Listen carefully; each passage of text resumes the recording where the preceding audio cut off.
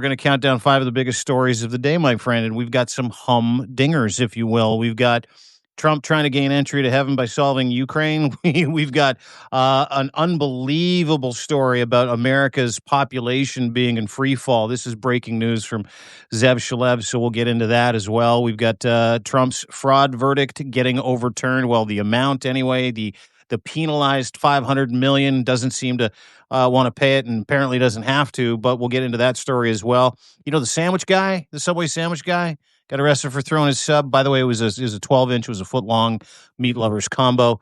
Using a DOJ employee. Well, he's in deep shit, and we'll talk about Trump, the no-war president, allegedly getting ready thinking for about war. Starting a war with a country that is very good friends with Canada and used to be good friends with America. Zev, how are you today, my friend? I am doing really well. You just told everyone what's on the show, so we can go home. No, All right. Oh, we are at home. We're at home already. So we'll stay. Right. I'm not sure how I feel about you being on top of me. I mean, not to make the obvious joke, but you know. You can make the obvious joke. I don't mind the obvious joke. On top of me. Yeah. Donald Trump stunned Fox News viewers by connecting his Ukraine peace efforts to his desire to get to heaven, admitting, I'm not doing well. I'm at the bottom of the totem pole, before framing diplomacy as his ticket to the afterlife. This is the number 5 story, obviously. Press Secretary Carolyn Levitt backed him up in the press pool, insisting Trump sincerely wants to go to heaven, while medical experts point to visible signs of congestive heart failure, including the massive swelling of his ankles, which has become quite a thing. People are noticing they're just endlessly swelling. Yeah. Listen, yesterday was a big day for a lot of people. Now, dementia is a hell of a thing, and it's caused by a bunch of different things. And when we are visually taking in what Donald Trump is today, as opposed to who he was in his first regime, when, he had people like John Kelly around him, even Sean Spicer looks normal at this point. Donald Trump can kind of keep it on the rails. He is completely fucking off the rails. Cranked, someone says here. He's got cankles. He's got edema. He's got swelling and bruising. He is forgetting who he is, where he is, what he's talking about, what he's supposed to do on a minute-by-minute basis. He cannot put together normal sentences. He can't find world leaders that are sitting right across the fucking table for him. So, one of the things that I think is very interesting over the past couple of weeks is I've been getting different, you can't say diagnosis, because there's no way you can diagnose Donald Trump unless you actually have Donald Trump's DNA and you could point to exactly what it is that's wrong with Donald Trump. But the admission a couple of weeks ago that he had venous insufficiency, for them to admit that in itself meant that there was so much more attached to it. So a couple of days ago, he's on with Fox and Friends the day after placating EU leaders and then turning on all of them, including Zelensky, the very next morning. He goes on Fox News and they ask him, they're like, hey, what's your impetus for trying to solve what's going on in Ukraine? And Donald Trump was like, hey, listen, there's 7,000 people. If I could save 7,000 people a day. And then he stops after he says it and he's like, I want to go to heaven. And I hear I'm not doing well. Okay. 2 really important comments. And then he says, I'm at the bottom of the totem pole, but that's what I want to do. I want to go to heaven. That really sent a charge into never Trumpers and maggots at the same time, because what they read into it, rightfully so, knowing how unwell and visually unwell he is, and some really hardcore medical opinions of what he's dealing with, and we'll get to the 2 most likely in just a second, is that Donald Trump, from what we can gather, might be telegraphing through his dementia that he's not long for this world. And you can physically see it. You can visually see it. Now, what is wrong with Donald Trump? I can tell you this through my sources. He doesn't have venous insufficiency. He has either congestive heart failure. Hit those hearts, everybody. Share this with as many people as you can. This is very important. He either has congestive heart failure or a bubbling, sort of darker, understanding of what might be going on with him, which I find very interesting because of the life that he has led, is tertiary or late stage syphilis. Now, syphilis, venous insufficiency, if you look at all of the different symptomatic issues that arise from venous insufficiency, he's batting like 3 for 5. When it comes to congenital heart failure or possibly really late-stage syphilis, Al Capone died of it. Almost a carbon copy of the stories you hear about Al Capone dying of syphilis in prison, losing his mind, cognitive decline, liver spots, lesion spots, edema, swelling, not being able to put shit together in your head because it attacks your central nervous system. And that really, really is starting to become sort of this kind of outlier explanation, which I know for a lot of Isn't people who hate. treatable syphilis? No, not that late stage. Like, you're dead. Syphilis is treatable when you first get it, but if you let it go for decades or years, no mas, you die. So, like Capone died. Anyway, long story short, is what he said the other day, which Caroline Levitt backed up in the press pool, where she's like, "Yeah, he does. He wants to go to heaven. We should all want to go to heaven." If you couple that with what we know to be really fucking terrible health, visually, what we see with him, his cognitive decline and his physical decline, how slow he is, how wobbly he was in Alaska. There is a rumor in the White House, again in panic, trying to figure out a way they can quell the rumor and trying to get Donald Trump not to say the quiet parts out loud, because a lot of people in Trump's universe are scratching their heads going, listen, how do we put, is this guy dying back in the bag? And a lot of people around him don't know his medical condition, right? He holds those cards very close to his chest. And so you have maggots in the MAGA regime literally concerned that their boy just told everybody, I need to solve this Ukraine-Russia issue before I die because I really need to go to heaven. And that's why, and the speed with which he's trying to solve this problem, which he's not, he's trying to help Putin, but the speed with which that he's trying to get everybody together to get this problem solved would dictate to a lot of people, yes, it's hearsay, yes, you're connecting a lot of dots here, that he might be dying. He might not be long for this planet. So very interesting conversation around it for What sure. a great summary you just gave us. Dean, people are asking if you could raise your camera or lower your camera so they can see your eyes and your beautiful face, because they can't see right now. There you go. That's How's better, I that? think. Yeah, that's much better. Hi. Unlucky you. Unlucky people. Oh, no, we're so lucky to see you every day. Look, I don't know. We're not doctors. I'm not going to try speculate on what he has, but No. he's clearly not well. I mean, clearly the swollen ankles is a real tell about some serious disease going on. This is not some sort of, passing thing. And it's been going on for a long time. And you're not the only person to be concerned about it.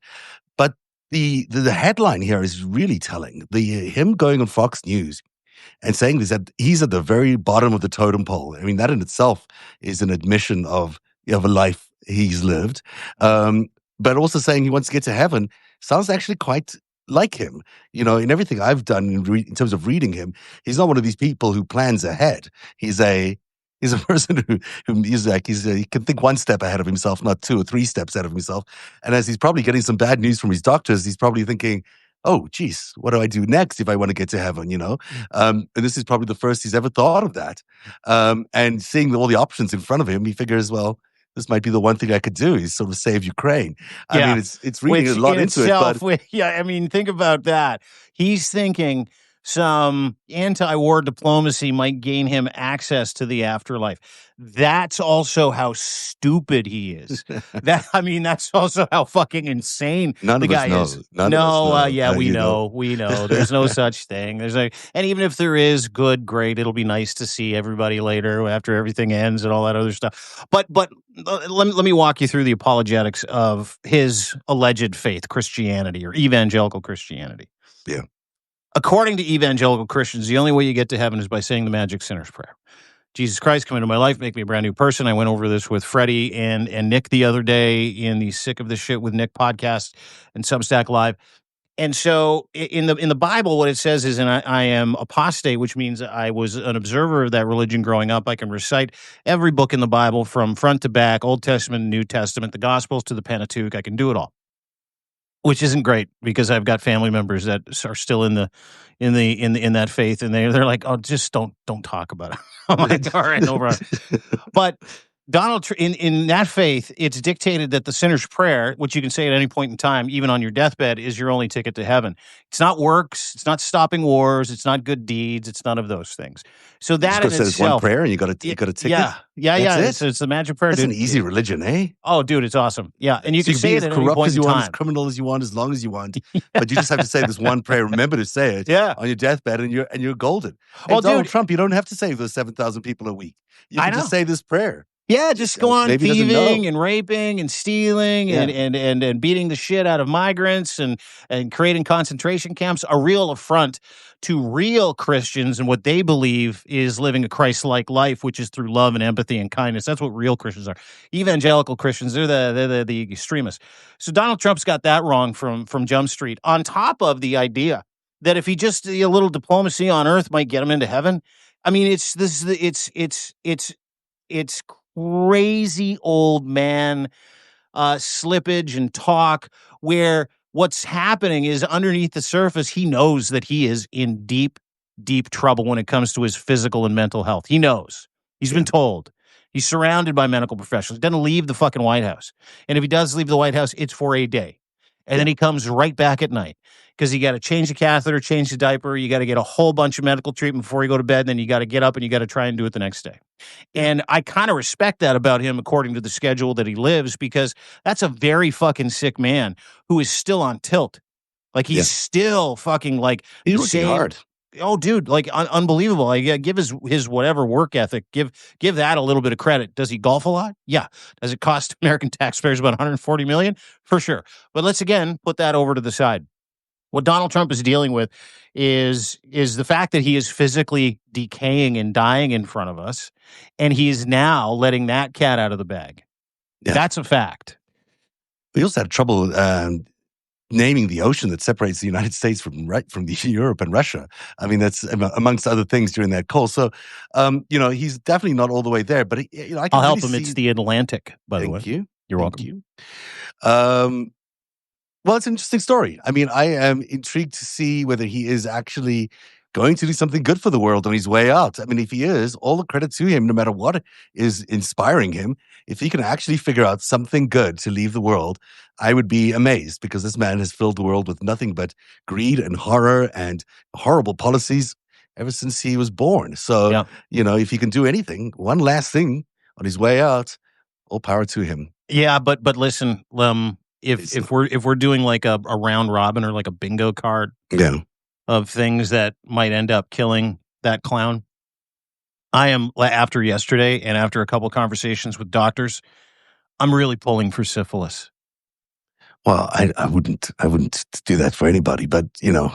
This is where you and I differ a little bit. I am getting a foam finger. I'm getting a foam finger, one of those big ones you get at the Ball Diamond that just says syphilis. I am cheering for tertiary syphilis. Kathy in Austin, Texas loves the fact that I'm just saying that. And so does Sabrina. So does everybody. Everybody's laughing. That's why we're here. Let's have some fun. And let's go for Team Syphilis on the way up. Okay. You do your thing. Number 4 story. 2 devastating reports paint America in freefall. So the Ipsos Reid poll shows that Trump's America at just 46% positive influence globally. That's behind Canada's world-leading 79%, Germany 73%, and France's 68%. But the big news that just broke in the last hour, Pew Research reveals that 1.5 million immigrants fled the country in 6 months. That's the first negative migration in decades. The United States has lost 1.5 million immigrants.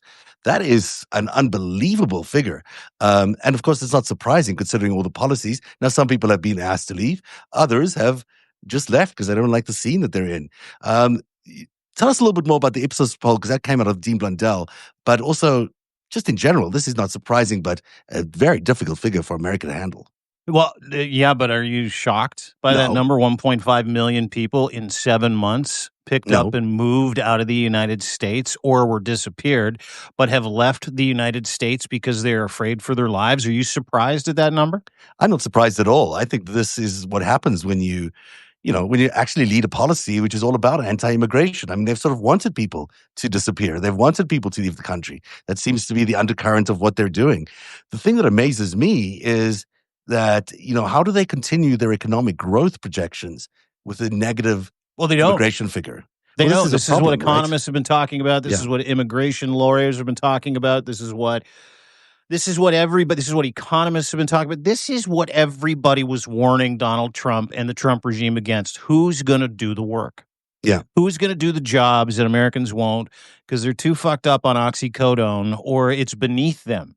None of those people are picking fruit. None of those people are working in a field. None of those people are working in a meat packing plant for 15 hours a day. None of them. And what you're going to see because of that number, and we'll get to the Ipsos poll, but that Pew number is incredible because what it does is it dictates what's coming next. And it's not just people that can't pick fruit, harvest crops. It's people that don't work in hotels. It's people that don't work in garages. It's people that don't work at car washes, fast food restaurants. And America's life of convenience is about to come to a fucking skidding halt. Yeah. If you combine those numbers with their GDP, which is in the negative, and shipping and receiving, which is at an all-time low, ports that are empty, and increased prices. I don't know if you saw this. Home Depot just said that they're going to jack up their prices. Walmart just said the same thing. Japanese car manufacturers selling cars in the United States said, hey, listen, we got to pass this on to the Americans, which is what tariffs are.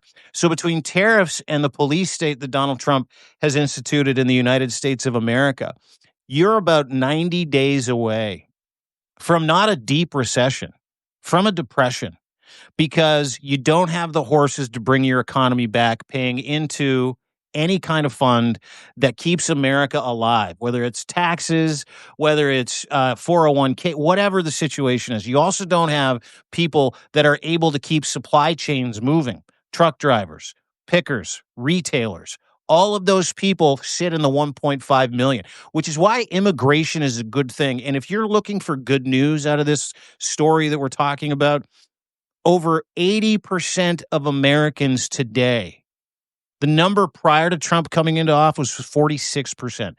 80% of Americans view immigration as a great thing for the United States of America and something that is absolutely, completely fucking necessary for the survival of the United States of America. Let's turn that on its side just for a second. The same Ipsos poll that ranked countries according to leadership and positive worldview that put Canada number one for 10 straight years. Number one, the United States was number 4. Now has the United States slightly above Iran. Wow. Iran, China, Russia, Wow. and Israel. There is a fucking serious problem with each country that is involved in trying to kettle democracy around the world, whether it's China, Russia, Israel, they're doing the same thing. Yeah, absolutely. Netanyahu is doing the same thing. Yeah. And it's reflected in these studies that bear out real third-party numbers like the Ipsos poll, the Pew poll, which you can fucking take to the bank. And these are some of these numbers that you're going to hear Trump regime clapping seals say are not real. No, they're happy about it. They're actually saying that about they the 1.5? are positive. Yeah, they're happy about it. They say that this is exactly in line with what they want. They're not. I'll find you the actual quote here. Anyhow, but the basic line is that that officials from the Trump administration have applauded the net outflow, asserting that pressures on government services have eased and that job markets have rebounded. And some supporters of the immigration crackdown say it hasn't gone far enough. Job numbers are the worst they've ever been in the United States. The job Inflation numbers is are the not highest it's been in 25 years. Go ahead. And you need the growth. I mean, ultimately, you need the growth. So they've applauded this fact that there used to be 53.3 million people born outside of the United States, living in the United States. Now there are 51.9 million, and that number is declining. Now you need to have babies. You need to have growth in your economy. Otherwise, your economy just stagnates, which is the thing that most people are worried about is stagnation. You're going to get this inflation just based on the fact that the country can't keep growing enough to maintain low prices and low service fees. And that's where we're heading. I mean, this is a terrible figure from an economics perspective. But I guess in Trump's world, hey, It's Culturally, great. it works. Yeah. Yeah, I mean, hey, listen, culturally, you're going to feed that to a group of people, and they're going to say, "America, fuck yeah," right? Yeah. Like without understanding anything to do with the economics of the decision to scare the shit out of 1.5 million people that are servicing your economy. And I think that that's really the interesting part is that there are a lot of people out there that'll read that and phone their friends and go, "He's doing it. Yeah. He's doing it. He's getting rid of all the crime." What he's not. He just scared the shit out of everybody that does jobs that you refuse to fucking do, and you're not going to be able to buy oranges. Gas is going to be $7 a fucking gallon because there's no gas. People aren't bringing it into your country anymore, and you're going to have to fucking charge people more for it. The short-sightedness of anybody that celebrates those numbers is is just another testament to the nuclear stupidity of MAGA Yeah. and the cult. Look, they think that they'll have more access to jobs, but they don't realize they don't have the skills necessary to do those Not jobs. only So, do I they not mean, have the skills, they don't have the fucking wherewithal to do those jobs because they believe it's beneath them. yeah, well, that's a whole other issue. The other part of that story, which you just pointed out to, was who benefits from all of this? Who benefits from America declining down that chart that Ipsos put out? It's really China's big win here. The more the United States gets lower and lower down those rankings, the more China can celebrate, because this is really the goal of this whole thing, is to Yeah, make America not be the superpower of the world. Well, they're achieving in every way. They've got now a declining immigration rate, which I bet will soon be followed by a declining growth rate in general. And then now you've got the respectability of America in the toilet, which is just that's exactly the the one goal. thing that America had going for itself. Hey, listen, as someone who used to drink a lot of alcohol, Mhm. one of the things that was really important to me was to have everybody around me be as drunk as I was because it justified my behaviors. It justified my existence. It justified the choices that I made. If you don't think China loves the fact, Russia loves the fact, North Korea, Iran, Israel love the fact that America's reputation isn't just at stake, it's been destroyed. Been destroyed. If you don't love the fact that they love the fact that visuals are coming out of a police state. They love these numbers of 1.5 million fewer people in the United States and negative migration. They love the death of the supply chain, the idea that America is just like them. Mhm. Because not only does it justify their ongoing behavior, it justifies the ongoing behavior of building concentration camps, police states, hurting migrants, rolling back human rights to zero. I mean, it's truly remarkable to watch because, if you listen to guys like Lev, they'll tell you that Donald Trump is remaking the image of the United States of America into the image that he's always respected the most. Strongman, authoritarian, a dictator. And that's what's happening. And the numbers bear it out. And to your point, no one's happier about it than every shithole, dictatorial, authoritarian country because America is no longer the shining city on the hill. It is the giant that fell in battle Mhm. that they now can use for their own purposes to justify all of their terroristic dictatorial behavior. It's one hand washes the other. It's truly fucking remarkable. Yeah, absolutely. The number 3 story on the countdown: a New York appeals court just voided Trump's $500 million civil fraud penalty, calling it excessive while keeping the actual fraud finding intact. That's a big point in the story. Trump immediately declared total victory on Truth Social. The split 5-judge panel couldn't even reach a majority opinion, with the DOJ now investigating New York Attorney General Letitia James for allegedly weaponizing her position by bringing the case. Well, that second part we'll get in a bit. But the fact that he's had this penalty against him thrown out is a big deal. This really is a victory for him, even if the underlying case is still in place. The Huge verdict is because still he out. gets to present it as total victory. He gets to Yeah. present it as completely being absolved of any wrongdoing because people don't look under the hood. Let's break that down. 5 judges sat for a year trying to figure out what do they do with this $500 million Yeah. fraud charge, this punitive fraud charge that came with his tax evasion bullshit in New York State, right? Because he was literally harangued with a $500 million judgment. Now, when that happened, I thought, that's a little stiff. Yeah. All right. That's a lot. Like, I hate the guy too, but yeah, I had a hard time. And a lot of law professors and pundits, whether you like it or not, are like, that's I don't know if that'll hold up in court. That's a lot of money. Yeah. Turns out it didn't. But as you point out, the fraud charge is intact. They're going to reassess now and go to appellate court to figure out what under the Constitution, I believe it's the eighth. Is it the Eighth Amendment of the Constitution? What would be appropriate to reassess Donald Trump for his conviction of tax evasion and fraud in New York State? So they wiped the $500 million. Donald Trump, like Donald Trump does in the entire Trump regime, they seize on that. Alina Habba, his personal lawyer, who was an ambulance chasing car park garage lawyer, and I shit you not, prior to her accepting a job with the Trump admin, who lost that court case, by the way, along with Todd Blanche, who lost that court case, are claiming that he was found innocent. Dude, he didn't do anything wrong. No. The fraud charge stays. Yeah. The egregious $500 million punitive settlement that he had to pay, that gets wiped out, and they're just going to reassess that amount at a lower number. Yep. And you know what Trump will do? He'll fight that as well. Yeah, and so he won't it's never all pay a a cent game. of that. It's all a game. Yeah. But there you go. At least he'll maybe get to heaven a little less poor, I guess, if this stands in this way. Listen, if heaven and hell exist, I can unequivocally tell you, and they don't. Yeah. Because no one has any proof of it, ever. You'd think someone would have gone there and come back and go, guys, this is what it's like. No one's ever done that. He is not probably going to heaven. No. Just putting it out there. I mean, he can solve Ukraine if he wants, but all the rape and the theft and the pedophilia probably cancels out all I hope the he's other not stuff. watching. He'd All be the devastated. treason. I don't know. Finding out He'd that be he's not going. devastated to hear this. Sorry, Don, but you're probably not going to make it, buddy. The DOJ has employee Sean Dunn, who faces 8 years in prison for throwing a footlong salami sub at a federal agent. Great story. Tough ending. 8 years in prison, potentially.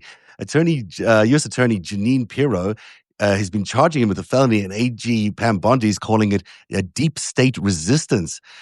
But the interesting thing here is the viral video has spawned. Wait a second. Pam Bondi called a DOJ employee who was confronted by an ICE goon who he threw a fucking footlong sub at. Yeah. What did she call him? She called him the deep resistance. State. Yeah. It's a fucking sandwich, Pam. Meanwhile, a heroic the deep state salami sandwich. The viral video has, by the way, spawned Banksy-style street art across DC. I don't know if you've seen it, but it's terrific art. Mm-hmm. Protest sandwiches held high at demonstrations and T-shirts that have raised over $4,300 for local food banks. This is the new protest symbol for America, the giant footlong sandwich, and it's having a big effect out there. Maybe this is our big tipping point into a revolution. Is all about the footlong sandwich. Yeah, everybody go arm yourself with a delicious 12-inch. I mean, Eat it as well. Don't get it toasted. Don't ever get your sub toasted. Listen, Subway hasn't. Toasted. No, I'm not a big toasted Subway. I like it soft. Yeah. Do you like get everything on your sub? No, I'm very particular. Like, what's your favorite? If someone, well, listen, I'll take you through it. Sandwiches I wouldn't throw at a DC ice goon. Yeah. The crispy mesquite chicken barbecue sub. I would not throw that. That's a good one. I also probably wouldn't throw a Philly cheesesteak at the guy, but like a cold cut combo or a ham and cheese with a lot of mayo. Yeah, I'd launch one of those. What would you think about roast beef? Well, it depends. Like, are there jalapenos, grilled onions, a little bit of lettuce, some mustard, some of that sub sauce? Yeah. Subway has not had this much promo. No. Since they fired the pedophile spokesperson, Jared. This is maybe that's what they did. Maybe they snuck it in there. They paid actually, maybe this will be the new spokesperson. Maybe this guy can find another career now that he's no longer at the. Yeah, well, dude, like the last guy, like he's a hero. Jared was not. That's your guy, Subway. That is a rootin' tootin' mercenary with a Subway sandwich. That is a sandwich artist appreciating fucking resistance fighter. And I loved everything about it. But listen, 8 years in prison. And when Pam Bondi, and listen, the weaponization of information being one thing, when Pam Bondi found it out, and by the way, if you listen to Pam Bondi talk, I swear to God, she huffs makeup when no one's looking. She sounds like she's literally losing her mind. That's Pam Bondi.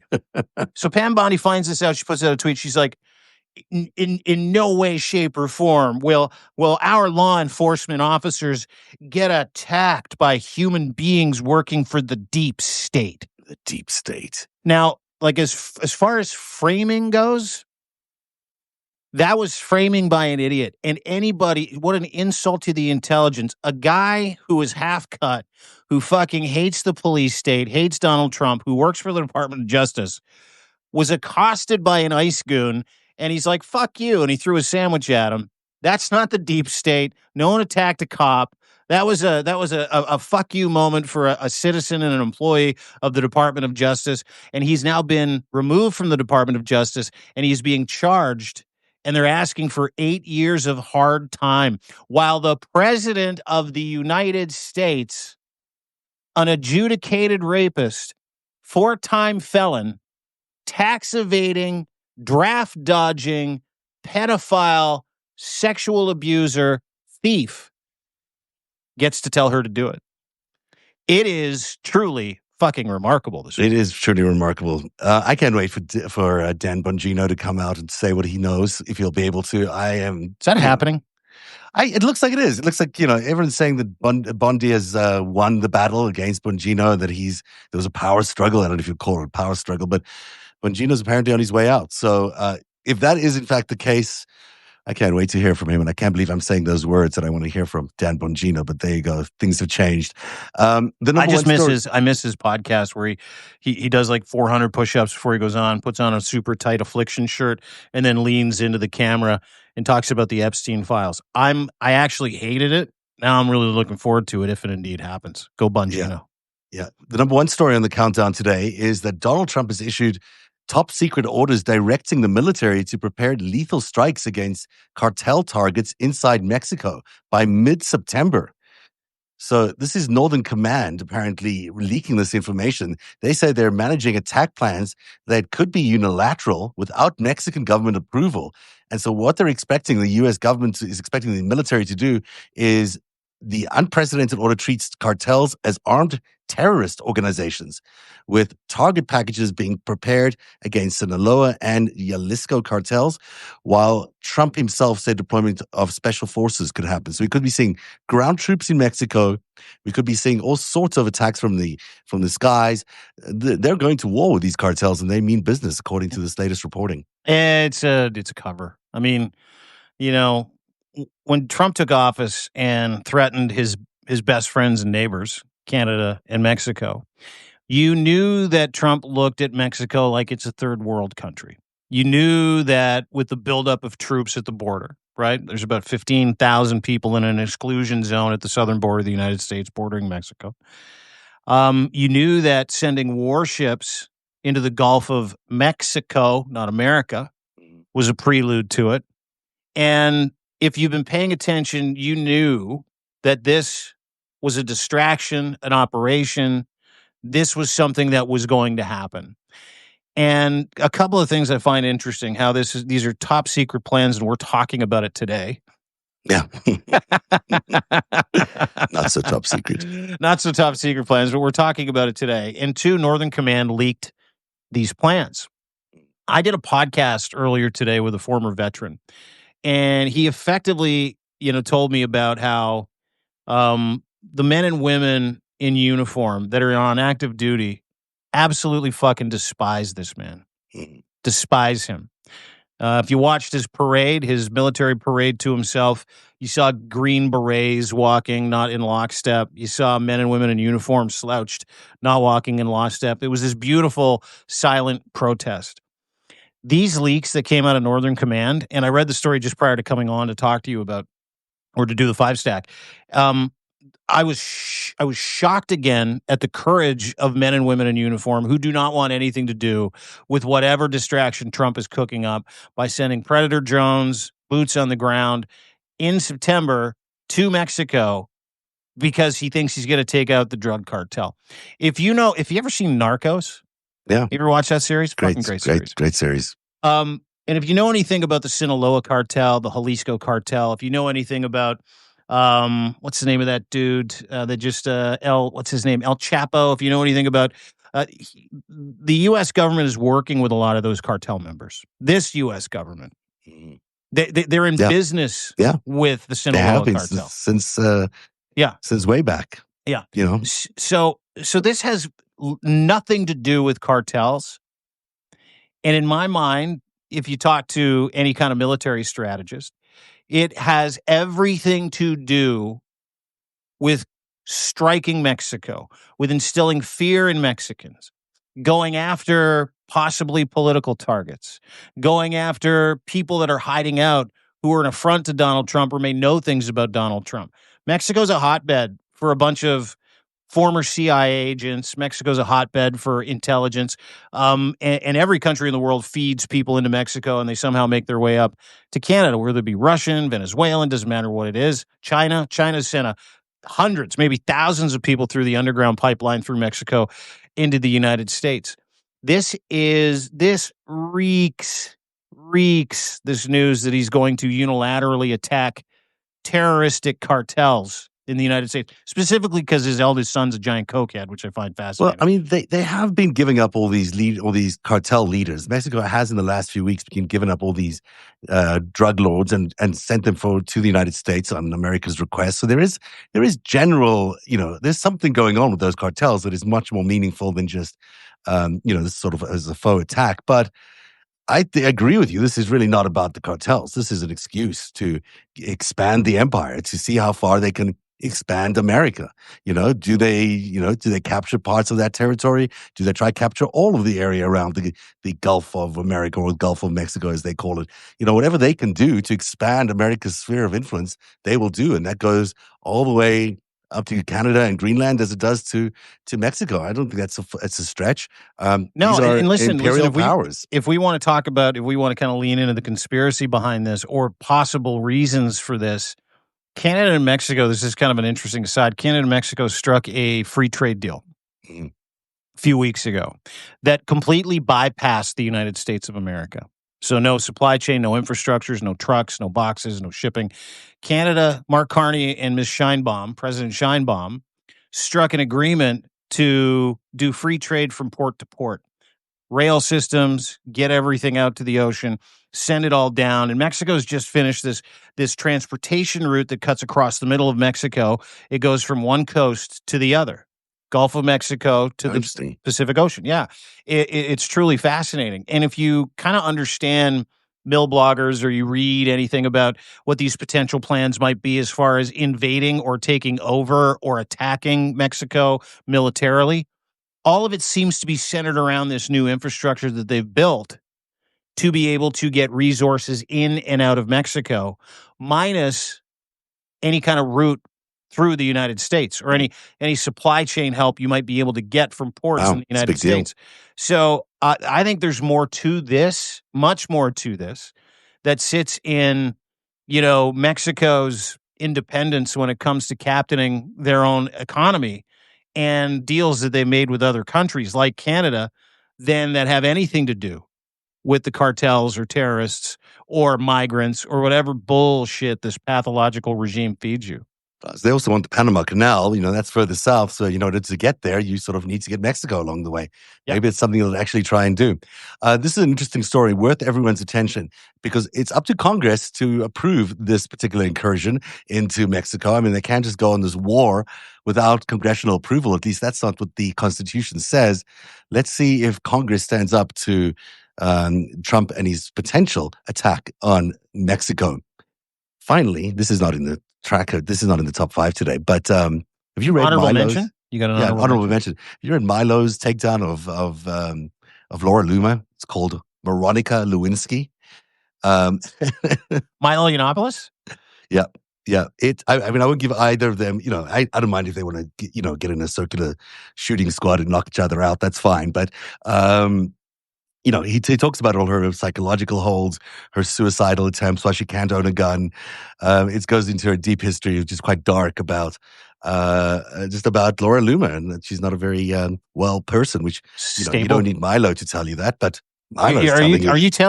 are you telling me that the woman who chained herself to Twitter's office because her monthly checks from Twitter engagement weren't enough? Yeah, yeah. That she's crazy? She's crazy. She's crazy. She was with the president just yesterday, so that's interesting. Well, she's his side piece, dude. Yeah. That's well documented. Well, she sued Bill Maher for saying that. She hasn't sued me, but she sued Bill Maher for saying that. Of course, dude, Melania the other day Yeah. sued Hunter Biden for, get this, oh, by the way, and the Daily Beast and several other news outlets and influencers, each for $1 billion. $1 billion for suggesting that she knew Jeffrey Epstein prior to meeting Donald Trump, saying that the first time her and Trump had sex was on the Lolita Express, Epstein's plane. And another report, she sued another media outlet for reporting that Michael Wolff, by the way, received one of these letters. Really? Yeah. Michael Wolff, who's like Trump's biographer, Epstein's biographer, who knows these stories. Yeah. Michael Wolff suggested that Jeffrey Epstein actually had sex with Melania a year before. Yeah. She was one of the girls in his stable. Yeah. And so she sued all these people for $1 billion, and they all had until August the 7th to respond. Yeah. Or she was going to drop a lawsuit on him. It hasn't happened. Nada. Not happened. Well, Nada. So I wonder if Laura Loomer's case against Bill Maher will also disappear. But, Nada. Laura's crazy, apparently. And so Jeffrey Epstein was gay, So I don't know if I believe that story. That Jeffrey Epstein's gay? No, I believe that Jeffrey Epstein was gay. But I also believe, which is it's not often discovered or discussed. But there are many indications that he was gay. It doesn't mean he didn't sleep with women or didn't rape women. Of course, we don't know he's that. Bisexual then. Yeah, I've heard those stories too. I heard that he and Les Wexner had a thing. Him and Les had a thing, like a real relationship. It's reported, and maybe that's one of the reasons he got all the townhome and the access to all the financing so easily.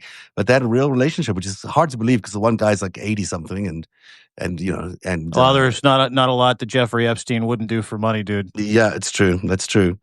So and I've heard that from a few people suggesting that he was gay. So Steve Hoffenberg, did he tell you that?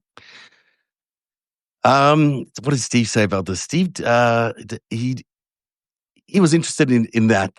I told him about that. I heard that about him, and he was that is not that does not strike him as being completely wrong because the Wexner whole cartel, whatever you want to call it, also involved Abercrombie and Fitch. And you remember the Abercrombie and Fitch hunters are currently under an investigation themselves. They've been charged for trafficking young male models. Yeah. To their compound.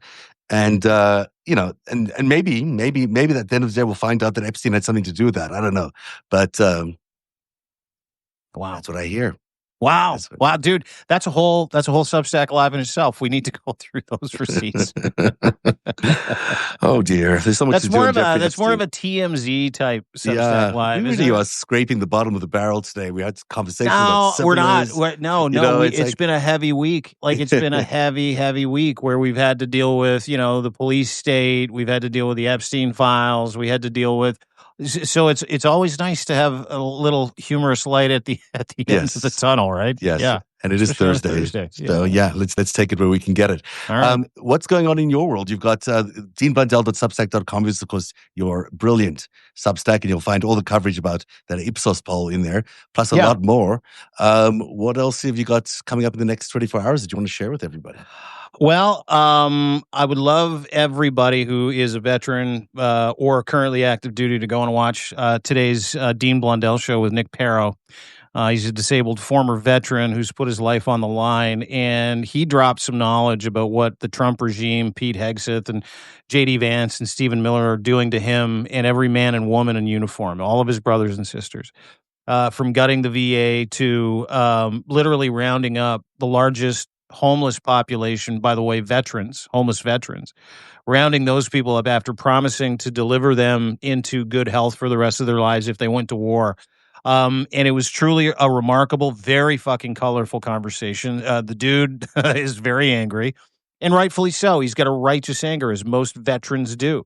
And most men and women in uniform do. He kind of let me into what current active duty people thought about Donald Trump's military parade, the way that they're protesting, the fact that they don't want to be on the streets, the fact that that the provisions that were made in the Constitution dictate that none of this should be happening.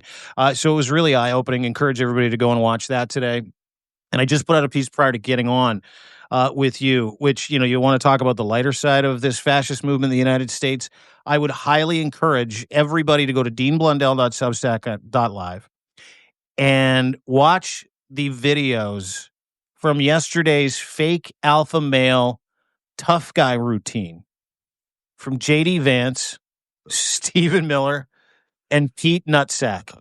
And I want you to go watch this because you have never in your life experienced this kind of schadenfreude of three of the softest incel cucks Yeah, that are absolutely. cosplaying as tough guys in the Yeah, Trump regime. yeah. In the Get safest place in heckled, DC. get heckled, run out of Union Station with hundreds of detail between them and angry patriotic Americans calling JD Vance to his face, "Get out of here, you couch fucker," Nazis over and over again. And watching their pace pick up when the crowd becomes unruly. Yeah. After these three incel maggots delivered Shake Shack burgers to ICE goons and the Trump Gestapo, and then stopped where Stephen Miller's going on about how these stupid elderly commies are outside protesting, and he walked through those protesters, and boy, oh boy, when he got a taste of how angry Americans were, Yeah. their pace doubled. It ran out of the And then place. JD Vance points to the door. He's like, "Get us out of here." Yeah. It is the schadenfreude that you need in your life if you're American, if you're sick of this shit, if you're tired of watching it. Watch these three incels get taken to task by everyday regular Americans. It is brilliant. DeanBlundell.substack.live, 50% off until the end of the month, unlimited access to chats, all of our content, et cetera, et cetera. So please go and join us. And I know that your greatest heist series is coming to a somewhat of a spectacular conclusion. It's not even concluding. It's like only you're halfway going. through. Oh my, It's you got only 14 parts to this? I might even have 20 parts to this. It's it's an ongoing thing because every time I try to like get to the point of this thing, it keeps going Dude, on. You're like the Ken Burns of Substack pieces. I love this series because I feel like I've been trying to figure out this puzzle for so long. Like 8 years, really. It's a long time to be stewing over something, And I finally got the key that opens it all up. So then I can go back and like look back at all 8 years of interviews and everything I'd been amassing, and it all makes sense now. So for me, it's like it's a real relief to be able to get the story out because I've been trying to figure it out for that long a period of time. So I'm enjoying writing it, and we're just going to get into some interesting backstory about the savings and loans crisis, which I know doesn't sound sexy, but it's a sexy part of the story. And it takes you all the way back to George Bush as the CIA director into Ronald Reagan's period of time. It's really interesting for me. I mean, I'm just a geek about these things. So for me, I love going back and dude, it's incredible because you're giving people context that they can literally funnel into a pointer and go, that's why this is happening. Yeah. Yeah. And it's been happening for 40 years. The greatest heist series. Narrative.org. Zev as well has 50% off his annual subscriptions. Yes, sir. So please go and subscribe. Paid is wonderful. It keeps us going, keeps us moving, keeps us talking to you, keeps us interacting with you here in the chats. It's kind of an exclusive offer for people that want to get involved, want to subscribe. Sharing this content is so vitally important. Not only do you get to have a laugh and a little reprieve from the bullshit, but you also get to be affirmed and you get information that you can count on. Always fact check us at the same time. But share this content. It's never been more important to do so, never been more important to help build these communities together, as all of these communities also seem to be coming together, whether it's, getting together with guys at Midas or getting together with Lev or getting together with the guys from Banner and Backbone or getting together with Nick and Ellie. I know you're going to contact her, or just individuals who are doing their very best to try to suss through all of this stuff. We're really fortunate that we have the ability and sources to be able to give you proper information. So making sure that you support us means we're going to continue to support you. And we're from Canada. We know what information you're not getting. And so this is a straight pipe of real information, real content that you can count on, that you can take with you during the day and feel a little bit better that democracy will win. And there are good people out there and communities out there that are currently building steam to be able to not just push back, but cut the knees out from under this fascist authoritarian movement, which is slowly creeping across the United States. And let me just say one thing before I let you go.